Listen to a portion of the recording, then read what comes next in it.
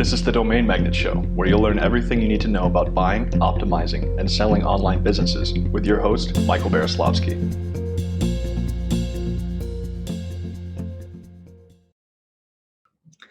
This episode is called "There are many ways to make profits when buying online businesses, but only one way to lose money." So let me explain first what that means. Nowadays, if you want to buy an online business, you can generally buy a business for less than 3 years of profits. So you can go and buy a content business for on average something like 2.5 years of profits, or you can buy a SaaS business or an e-commerce business for around a similar rate, a little more, a little less. So that means that you are supposed to get about 30% or even more than that in annual returns. And that's amazing compared to any other investment. That's an amazing return. And now if you are good at managing businesses, you can improve some things. You can monetize it better. You can improve conversions. You can make some better deals, or you can find a cheaper deal. And you can potentially get an even higher return, like 40% or 50%. So it's not that difficult to find good returns. It's not that difficult to find profits when it comes to making deals or buying online businesses. So then here's the question. Why do most people lose money, especially on their first deal when buying an online business? And this all comes down to one thing and one thing only: misunderstanding or underestimating risks. So it's all about risks. People lose money because traffic goes down, revenue goes down, or something happens that just kills the business. And there are many, many different types of risks. Many, many different bad things could happen. So being good at buying businesses, being good at due diligence is really all about understanding and evaluating those risks. And here's an example. I recently saw someone I was talking to acquired a SaaS business in 6 figures. And they've done all their due diligence. They bought it for a broker. They looked at all the data. They checked the screenshots. They checked the revenues, the graphs. The numbers looked good and everything matched up. They spoke to the seller. They verified all the details and financials. And they've negotiated for a bit. And they even had a short inspection period. So that after they've acquired it, they've set up their own accounts and revenue was pouring in. And it seemed like a really good deal because there were some things that they're planning to improve and grow further. But then suddenly something happened. And just about 2 months later, they lost everything. The business became pretty much worthless overnight. So you might ask, what happened? How is that possible? And that's the thing with online businesses. The biggest risks are the ones that you just don't know what you don't know. Like you don't know that they exist. And so with this one specifically, it was a SaaS based around Facebook. It was using the Facebook API. And around the time, a few months ago, Facebook changed the API, and some of the functions that were previously available, they just decided to disable that. So that's it. You could no longer get that information from Facebook. So the entire SaaS business, the whole service was pretty much completely dependent on that data. And it's no longer available, so there's just nothing they could do. It pretty much had to shut down the business and write it off as a loss. And that happens more often than you might think. So that's what it's all about, risks. And the buyer of that business, they did not have much experience with SaaS or with Facebook before. So they just did not they didn't consider that could be a possibility.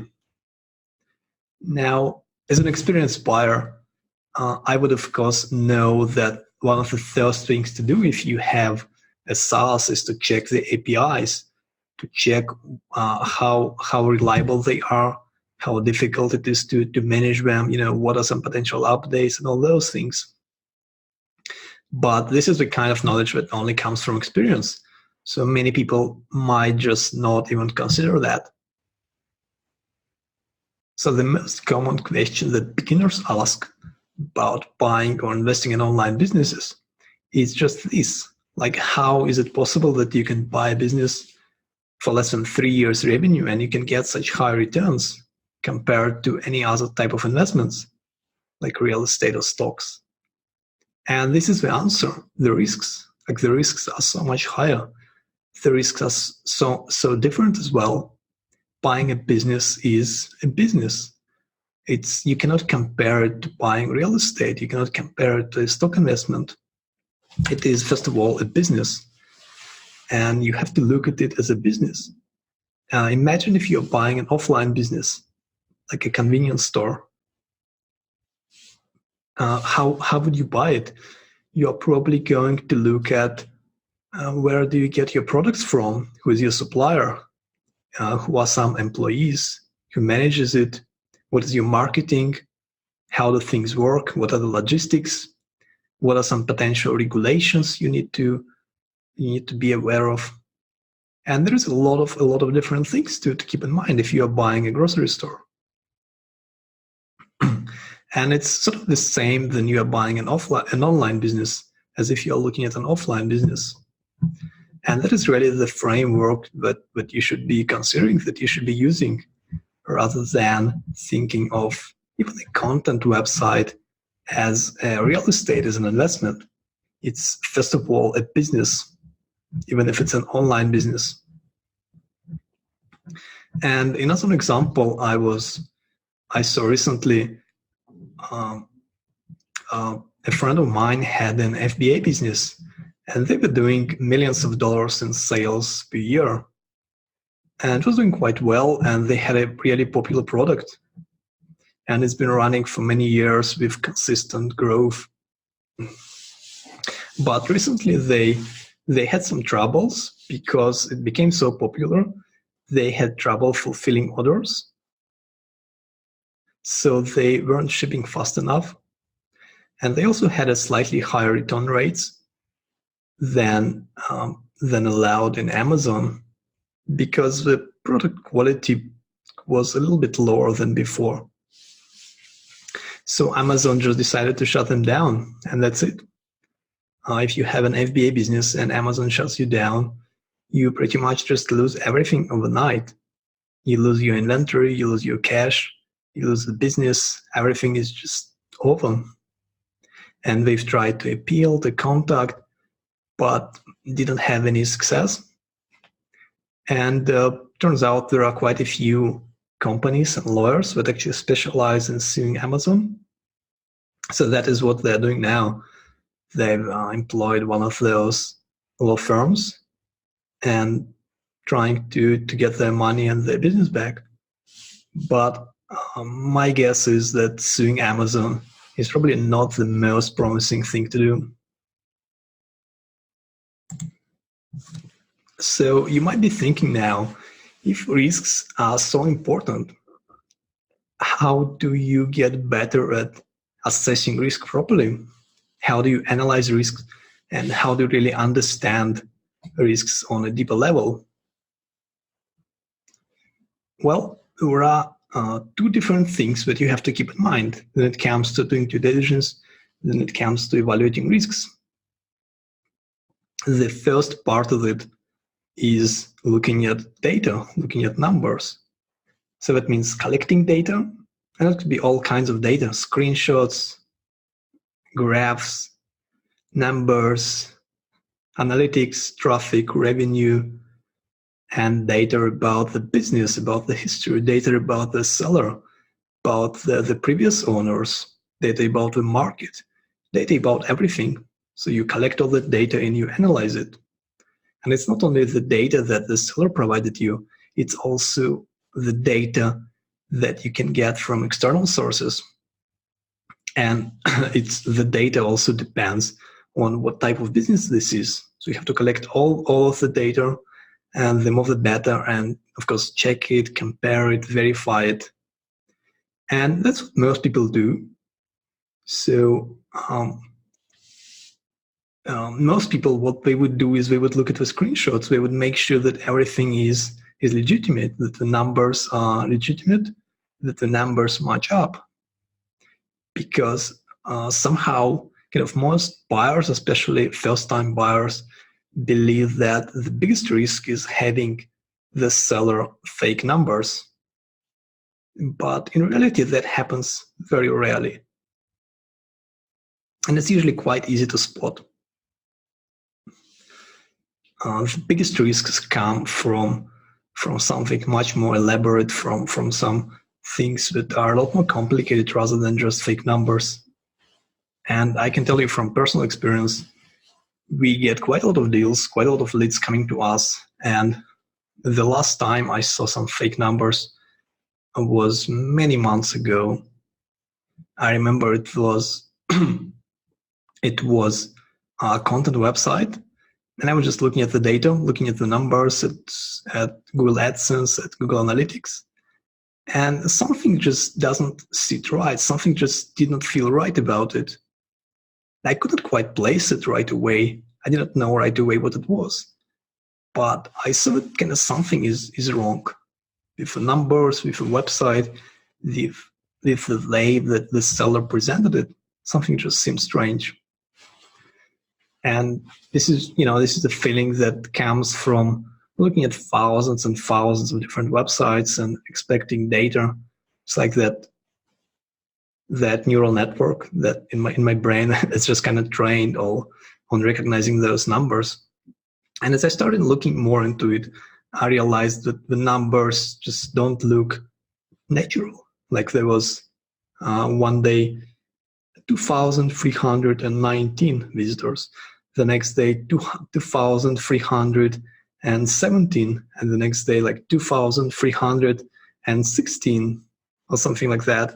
And it's a little bit of randomness also. So you do expect randomness, but you also expect a pattern. For example, you would usually see the weekend traffic is lower or it's higher, and that's something that repeats more or less every week. And on that website, there was no pattern, and the numbers were too close, so it just didn't seem natural. And then once I started looking at the numbers more closely, I realized that they also don't match up. Like with the daily numbers, the monthly numbers, the AdSense screenshot numbers of views, and the Google Analytics numbers, they all just don't match up together. So it was easy to see that it was all fake. And by the way, you can fake Google Analytics data as well. However, that's not something that many people do. It's only something that those who I would call professional scammers do. And they don't usually come to us because, if you're trying to scam someone, it doesn't make sense to go and, try to fraud people that buy sites professionally. So they would usually target beginners. But it's quite rare. There are not that many of those kind of cases as you might think. And anyone who has a little bit of experience would generally be able to recognize those quite quickly. Like there is a major line to cross between like maybe not telling all the data and just going and actually making fake screenshots or reporting fake data. So very few people do that. So the main part of due diligence is not as much about like looking at the data that you are provided, but rather looking at the data that the seller does not tell you, that the seller does not reveal you. And that comes from collecting other data, of course, from your research, from different outside tools. Like if it's a SEO website with SEO traffic, you would look at hrefs, you would look at backlinks and all kinds of things like that. But the second part, and that's actually the most important part of due diligence, that comes from experience, like that comes from knowing where to look. So after I've seen thousands and thousands of affiliate websites, like Amazon affiliate websites, and have done hundreds of deals on those, I would look at a website and I would just know right away, like, what are the main risks. So I know right away what are some things that I have to go and check in order to evaluate those risks. And if you're doing it for the first time, if this is the first time you see an Amazon affiliate website for sale, you might not know what to do about it. Like, you might have this long checklist and you would go and check about your things, and most of them might not even make sense in that context. And you might miss the most important part. So, for example, I would know, first of all, to check that the website is not breaking any Amazon terms of service. And then I would check if it's organic SEO traffic. I would check the rankings. I would check the backlinks. I would check the competition. I would check the frequency updates, the quality of content, and a bunch of other things that are most important. And often I would just look at the website and immediately kind of know what could be a problem, what could be an issue. Like just recently, I saw a website for sale that we had in our database from a client. And I immediately knew that even though he was asking for a lower price, like lower than the market range, I knew that it's going to be like much, much lower than that, because it was a website on a not evergreen niche, not evergreen topic. So it was something to do with technology, things like laptops.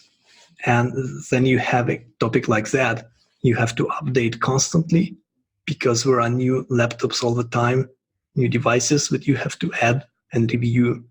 And that just requires extra effort. So that means there's going to be a lot of effort, a lot of expenses involved in updating it. And that also means that the content you write now might not be relevant like next year. So that makes it generally less valuable. So sites like that generally sell for a lower multiple. And it's really important to kind of know where to look. Because like we've seen in the previous example with the SaaS business for Facebook app, you might have a long checklist and you might check everything. But if you don't know to consider the APIs, if you don't know to check about the APIs, about the longevity of that, if you don't know how to figure out what are some potential, business killers, what are some potential things that could completely kill the business, you just would not look for them. And if you don't know what to look for, you will never find it. Even by accident, it's unlikely. So again, to summarize that, there are two parts to due diligence. The first part is looking at data, collecting, reviewing, and looking at data. And that also includes, interviewing the seller, talking with the seller, and all that. And the second part is really kind of knowing where to look.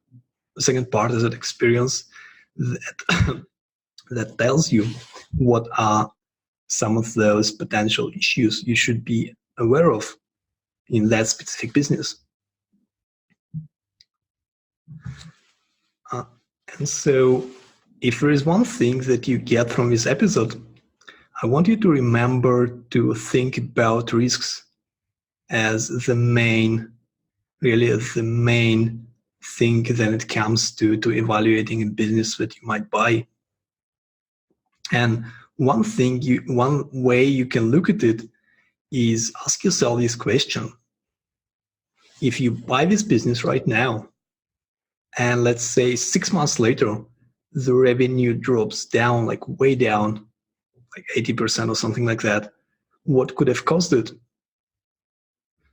So if you buy a business and 6 months later, the revenue dropped way down, what could have caused it? And then you can come up with some potential things that might happen.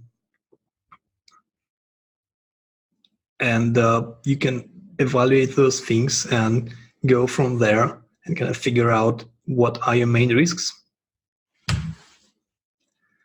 And also, of course, try to learn as much as you can about your niche, about your industry, look at case studies, analyze many deals, and also make some deals.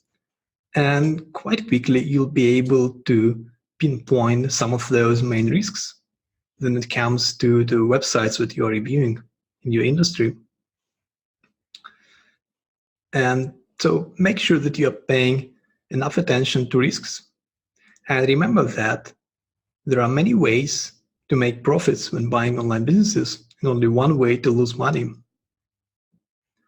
If you found this episode useful, please share it with at least one person who might benefit from it. And thank you for listening. Domain Magnate is a leader in buying and selling online businesses with a proven track record of expertise gained from over 300 deals since 2004. To learn more about how we can help you acquire or exit a profitable online business today, head over to domainmagnate.com for more details.